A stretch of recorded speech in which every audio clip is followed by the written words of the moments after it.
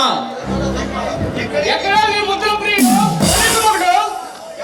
ఎవర్రా మీరంతా? నీ కోపం చూస్తుంటే మాలోని కోపం బుసల కొడుతుంది. నీ పూలు లాంటి ముఖం చూస్తుంటే కోరిక పుడుతుంది. రే, మాటలు జాగ్రత్తగా మాట్లాడండి. ఒక ఆడపిల్లతో ఇలా మాట్లాడడానికి సిగ్గుగా అనిపించడం లేదా? పవరు కూడా బాగుంటుంది ఎక్కువే నీకు. పోలీస్ ఆఫీసర్ పెళ్ళాం కదా, పొగతో పాటు ఫిగర్ కూడా కొంచెం బాగా పెంచినట్టుండాలి. ఛీ, దుర్మార్గులారా, అసలు ఎవరా మీరంతా? రౌడీజానికి రారాజులం, రాక్షస రాజ్యానికి వారసులం, మాఫియా సామ్రాజ్యానికి మౌటం లేని మహారాజులం. డ్రగ్స్, ఇల్లీగల్ ఎక్స్పోర్ట్స్, అతివల అక్రమ రవాణాలతో ఈ ప్రభుత్వానికి పోలీసులకి కొట్టరాని కోళ్ళగా తయారైన కాలకాయలు. That is Jitendra Guttubhai. వీరేంద్ర వీరుబాయ్. రే, మీరెవరైతే నాకేంద్ర, మరి అదిగా ఇక్కడికి ఎందుకు వచ్చారో అసలు విషయం చెప్పండి. నీ మొగుడు ఏమైనా అంకుశంలో రాజశేఖర్ అనుకున్నాడా? అగ్నిలో సాయి కుమార్ అనుకున్నాడా? ఎంత ధైర్యం ఉంటే వాడికి మా వేరే వాళ్ళ తమ్ముడు మా కాడని అది చేసి కోటి మెట్లకి ఇస్తానని ఛాలెంజ్ చేశాడంట. రే, అన్యాయంగా అడు సంపద దోచుకుంటూ అట్టొచ్చిన ఆఫీసర్లందరినీ ప్రాణాలు తీయడం నేరం కదరా. ప్రాణాల గురించి ఆలోచించి అనవసరంగా మీ ప్రాణం నొదకు తెచ్చుకోవద్దు. అసలు మీకు బంగారం లాంటి ఇద్దరు మొదలుపెట్టారు అనుకుంటాను. క్రాంతి కాన్వెంట్ స్కూల్లో 5వ క్లాస్ చదువుతున్నారు. మర్యాదగా నీ మొగుడికి చెప్పు మా మాంకాల్ని విడిచిపెట్టమని. లేకుంటే నీ ఇద్దరు బిడ్డల్ని కిడ్నాప్ అతి కిరాతకంగా చంపుతాం. ఏంట్రా, బెదిరిస్తున్నారా? కాదు బంగారం, పచ్చని నీ కాపురం పిల్ల పాపలతో 10 కాలాల పాటు చల్లగా ఉండాలని కోరుకుంటున్నాం. అసలు నీ పోలీసు మొబైల్ మార్చుకోమని హెచ్చరిస్తున్నాం. రే, మీలాంటి తోడలి బెదిరింపులకి భయపడే రకం కదరా నా భర్త. మీలాంటి అరచకాల్ని తొలగొట్టి ఈ కొండవిడి సింహం రా నా భర్త. కొండవీడి సింహమా? అయితే ఆ కొండవీడి సింహాన్ని చెప్పు సావు తప్పదని. రే, మర్యాద నుంచి బయటకు నడవండి. నా భర్త రంజిత్ కుమార్ వచ్చంటే మీరు ప్రాణాలతో మిగలరు. జాగ్రత్త. ఏంటి ఊరుకొని తెగ రచ్చిపోతున్నావు? అయితే ఇక ఇప్పుడు చూడవే ఈ మగాళ్ళ మగదనం ఏంటో నీకు తెలిసేలా చేద్దాం.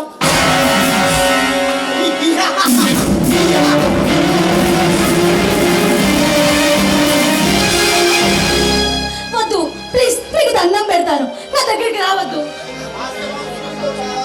ఆ సింహం సిక్కుతా చావాలంటే నీ శవం చిత్తడవలసిందే. నీ మానం మంట కలవాల్సిందే.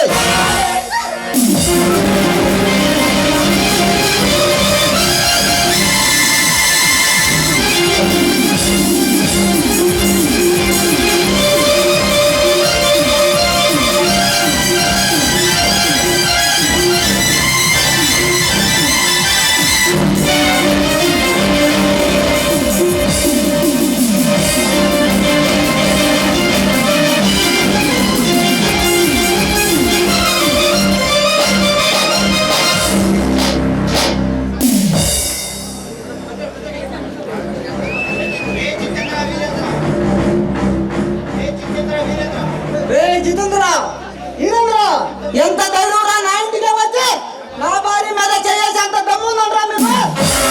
రంజిత్ కుమార్, మీ శండాలు వదులుస్తా, మీ నరాలు కత్తిరిస్తా.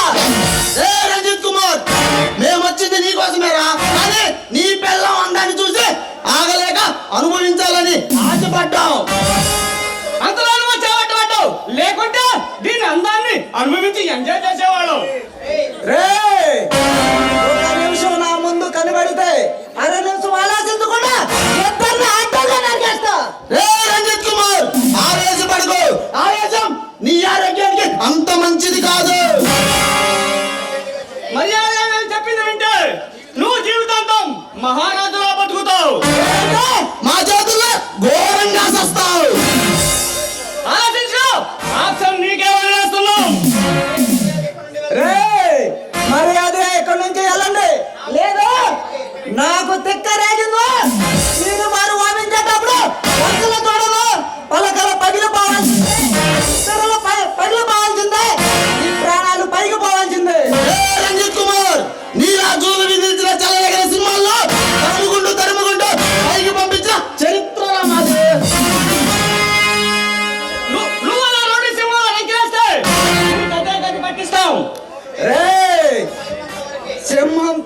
సింహం తగిలినంత వరకే ప్రతి ఏడుగాడు మగాడే.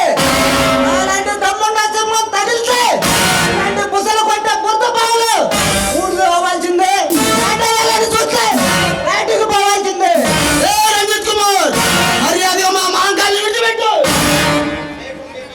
లేకుండా నీకు దినదినం మరణకంటే కాశీకి పోయి నదిలో మునుగుతా మీ పాపాలు పోతాయి. రాజ్యం ఇక్కడ ఉంటే నీ ప్రాణాలు పోతాయి. అయితే వస్తాం. నీ అంత చూస్తాం. పిల్ల కోతలకు ఉడత పెట్టినప్పుడు నా ఇంటి కూడా ఓడుతురా. ఏమండి, మీరే కనుక సమయానికి వచ్చిండకపోయింటే ఆ దుర్మార్గులు నా జీవితాన్ని. శారదా, భయపడకు, నీకు నేనున్నాను. నీ కంటికి కంటిలో కాపాడుకుని నీ కంటిలో కన్నీళ్ళు కూడా రానికుండా నేను చూసుకుంటాను.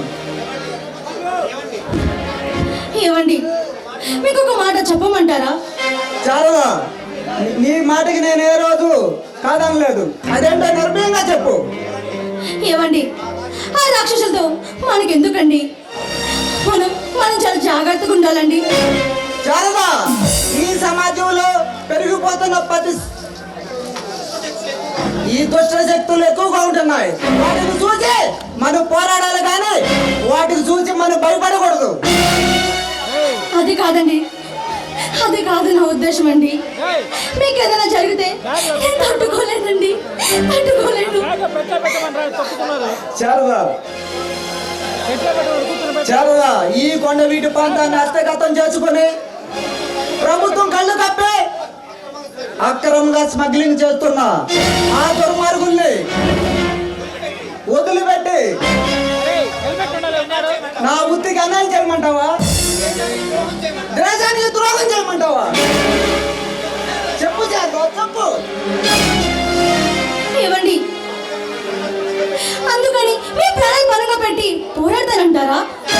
శారదా, ఒంటి మీద యూనిఫామ్ వేసుకుని నెల నెల జీతం ప్రభుత్వం ఇచ్చే జీతం తీసుకుంటూ కళ్ళ ముందు జరిగే అన్యాయాన్ని చూస్తూ ఉండలేము చేద్దా. బతుకుందా శవంతో సమానం చేద్దా. ఏమండి, మీరంత మాట అనొద్దు, నేను తట్టుకోలేను. శారదా, శారదా, నువ్వు ఊహించినట్టు ఏమీ జరగదు. నువ్వేం భయపడకు. సరేనండి. శారదా, ఇంతకీ పిల్లకాయలు స్కూల్కి వెళ్ళారా లేదా? వెళ్ళారండి. నా ఇష్టం అన్నమాట. అబ్బబ్బా, వదలండి బాబు, ఎవరైనా చేస్తే బాగోదు. సమయం సందర్భంతో పనే ఉంది శారదా. అబ్బా, అది కాదని నేను చెప్పేది. ఎవరైనా చూస్తారేమో అని అలా అంటున్నాను. చూస్తే చూడండి శారదా, నీ భార్య నీ భర్తనే కదా కౌగిలించుకుంటే ఏమైంది? అబ్బబ్బా, మీరు రాను రాను మరి పెద్ద శాడిస్ట్లా తయారవుతున్నారండి. శారదా, నీకు ఒక నిజం చెప్పనా? ఈ రోజు నిన్ను చూస్తుంటే అసలు వదల బుద్ధి కావట్లేదు. నీపై ముగ్గులు వర్షం కురిపించి పన్నీరు మంచం ఎక్కాలనిపిస్తుంది. అబ్బో, ఏమిటి శివాయిలో చాలా హుషారుగా ఉన్నారు. శారదా, నిన్ను ఇలా చూస్తుంటే నాలో మన్మథుడు అసలు ఆగటం లేదు.